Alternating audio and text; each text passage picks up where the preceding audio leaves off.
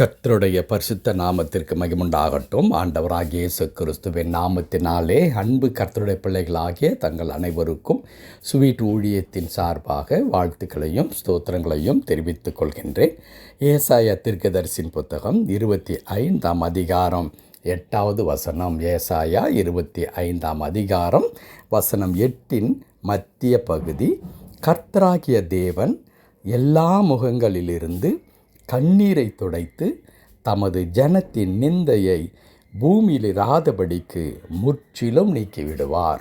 கர்த்தராகிய தேவன் எல்லா முகங்களிலிருந்து கண்ணீரை துடைத்து தமது ஜனத்தின் நிந்தையை பூமியில் இராதபடிக்கு முற்றிலும் நீக்கிவிடுவார். கர்த்தருடைய பரிசுத்த நாமத்திற்கு மகிமுண்டாகட்டும். என் அன்பு கடவுளுடைய பிள்ளைகளே, ஒரு அற்புதமான வார்த்தை கடவுள் இந்த நாளிலே நமக்கு கொடுக்கின்றார். நம்முடைய ஆண்டவர் நம்முடைய கண்ணீரை துடைத்து நம்முடைய நிந்தையை நீக்குகின்ற ஆண்டவராக இருக்கிறார்.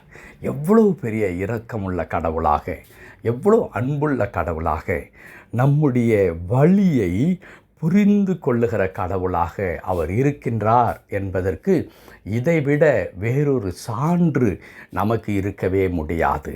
இந்த உலகத்தில் பல காரியங்கள், நம்முடைய குடும்பத்தில் நிலவுகின்றதான காரியங்களும், நாம் சந்திக்கின்ற அநேக சவால்களும் பிரச்சனைகளும் கண்ணீரையும் நிந்தையையும் நமக்கு வரவழைக்கிறதை நாம் பார்க்க முடியும். அநேகர் இன்றைக்கு கண்ணீரோடு கூட இருக்கிறதை நாம் பார்க்க முடிகிறது. அநேகர் நிந்தைக்குள்ளாக்கப்பட்டு பயந்து கொண்டிருக்கிறார்கள். இதெல்லாம் இப்படி ஆனால் எங்களுடைய நிலைமை என்னவாகும், எங்களுடைய பெயர் என்ன ஆகும் என்றெல்லாம் பயத்தோடு கூட இன்றைக்கு அநேக கடவுளுடைய பிள்ளைகள் இருக்கிறதை நாம் பார்க்கின்றோம். நம்முடைய கடவுள் எவ்வளவு கண்ணும் கருத்துமாக நம்மை கவனிக்கின்ற கடவுளாய், பாதுகாக்கின்ற கடவுளாய் இருக்கிறார் என்பதை உணர்த்துவதற்கு அவர் சொல்லித் தருகிறார். உன் கண்ணீரை எல்லாம் நான் துடைப்பேன், உன் நிந்தையை பூமியில் இராதபடிக்கு நான் நீக்கி போடுவேன் என்று ஆண்டவர் சொல்லுகிறார். இந்த வார்த்தை கேட்டுக்கொண்டிருக்கிறதானே அன்பு கர்த்தருடைய பிள்ளைகளே, ஒருவேளை நீங்கள் இந்த கண்ணீரின் பாதையிலே நீங்கள் நடந்து சென்று கொண்டிருக்கலாம். உங்களை சுற்றி நடக்கின்ற அநேக காரியங்கள், உங்களுடைய குடும்பத்தில் இருக்கின்ற பிள்ளைகளுடைய வாழ்க்கையில் இருக்கின்ற காரியங்கள் உங்களுக்கு எந்நாளும் கண்ணீரை வரவழைக்கின்ற ஒன்றாக அது இருந்து கொண்டே இருக்கலாம். மேலும் நிந்தைகளும் அவமானங்களையும் சந்திக்கின்ற ஒரு நிர்பந்தமான நிலைக்கு நீங்கள் தள்ளப்பட்டிருக்கலாம். ஒரு காரியத்தை நீங்கள் மறந்து விடாதீங்கள். இங்கே எழுதியிருக்கிற வசனத்தில் நாம் படித்தோம், தம்முடைய ஜனத்தின் நிந்தையை, தன்னுடைய ஜனத்தின் நிந்தையை அவர் பூமியில் இராதபடிக்கு அவர் நீக்கி போடுகிற கடவுள், அவர் நீக்கி போடுகிற கடவுளாக இருக்கின்றார். நம்மை விட்டு அகற்றி விடுகிற கடவுளாக இருக்கிறார். அதற்கு முன்பதாக இந்த வார்த்தை சொல்லுகிறது, தமது ஜனத்தின் நிந்தை. தமது ஜனம் என்று நம்மை அவர் சொந்தம் பாராட்டுகிறார். ஒருவேளை இன்றைக்கு இருக்கிற அந்த சூழ்நிலை இருக்கிறதை, நீங்கள் கண்ணீர் வடித்து கொண்டிருக்கிற சூழ்நிலை, நிந்தைக்குள்ளாக்கப்பட்டு அவமானத்திற்குள்ளாக்கப்பட்டிருக்கிற சூழ்நிலை இருக்கிறதே, அந்த நேரத்தில் இயல்பாகவே நாம் நம்புகிற மக்கள், நாம் எதிர்பார்க்கிற நமக்கு அண்மையானவர்கள், அன்பானவர்கள் பக்கத்தில் இருக்க மாட்டார்களா? எனக்கு துணையாய் நிற்க மாட்டார்களா? நான் கூட இருக்கிறேன், நீ பயப்பட வேண்டாம் என்று சொல்ல மாட்டார்களா என்று நமக்கானவர்களை நாம் தேடுகின்ற நேரத்தில் அவர்கள் எல்லாம் என்ன செய்கிறார்கள்? நமக்கு நேரிட்டிருக்கிறதானே இந்த காரியத்தை பார்த்த உடனே, ஐயோ, இவர்கள் இப்படிப்பட்ட நிலையில் இருக்கின்றால், இவன் இப்படிப்பட்டதானே நிலையில் சிக்கி கொண்டிருக்கின்றான், ஆகையால் நான் இவரிடத்தில் இந்த நேரத்தில் நிற்பேன், ஆனால் என்னுடைய பெயரும் சேர்ந்தல்லவா பாதிக்கப்படும் என்று நம்மை விட்டு தூர போகிற மக்களாக இருப்பதற்கு அதிகமான வாய்ப்புகள் இருக்கிறது. ஆனால் நம்முடைய கடவுள் சொல்லுகிறார், நீங்கள் என்னுடைய ஜனமாக நீங்கள் இருக்கிறீர்கள்.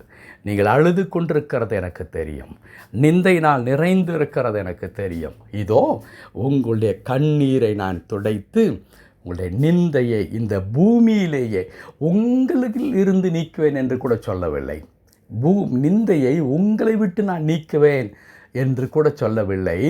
அவர் சொல்லுகிறார், பூமியில் இராதபடிக்கு என்றால், ஒருவேளை உன்னிலிருந்து நான் நீக்குவேன் என்று சொன்னால் நம்மை பார்த்து நேராக பேச மாட்டார்கள், பின்னாடி பேசுகிற மக்களாக இருக்கலாம். ஆனால் பூமியிலே இருந்தே நான் நீக்கி விடுவேன் என்றால் ஒட்டுமொத்தமாக நம்முடைய நிந்தை என்பது அடையாளம் தெரியாமல், அடிச்சுவடு கூட தெரியாமல் ஆண்டவர் அகற்றி விடுகிறதை சொல்லித் தருகிறார். ஆம், கடவுள் ஒரு மனிதனை மன்னிப்பாரானால் அந்த மன்னிப்பு என்பது முற்றிலுமான ஒரு மன்னிப்பாக இருக்கிறது. கடவுள் நம்மை ஆசீர்வதிப்பாரானால் அது பரிபூர்ணமான ஆசீர்வாதமாக இருக்கிறது. அதே வண்ணமாகத்தான் நம்முடைய நிந்தையை நீக்குவது என்பது நமக்குள் செய்கிற காரியம் மாத்திரமல்ல, இந்த பூமியில் இருந்தே. அப்படியானால் நம்ம எந்த காலத்திலும், எந்த சூழ்நிலையிலும், எத்தனை ஆண்டுகள் நாம் வாழ்ந்தாலும், வாழ்ந்த நாளுக்கு பிறகும் கூட நம்மை குறித்ததான எந்த நிந்தையும் ஞாபகப்படுத்த முடியாது. காரணம், கர்த்தர் இந்த பூமியிலிருந்தே அகற்றி விடுகின்றார். அப்படிப்பட்ட ஒரு அற்புதமான கடவுளை நாம் ஆராதித்து கொண்டிருக்கின்றோம். இந்த நல்ல ஆண்டவர் நம்முடைய கண்ணீரை துடைக்கிறார். பயப்பட வேண்டாம். இனி நாம் இந்த கண்ணீருக்கு சொந்தக்காரர் அல்ல. இந்த நிந்தைகளை சுமக்க வேண்டிய அவசியம் நமக்கு இல்லை.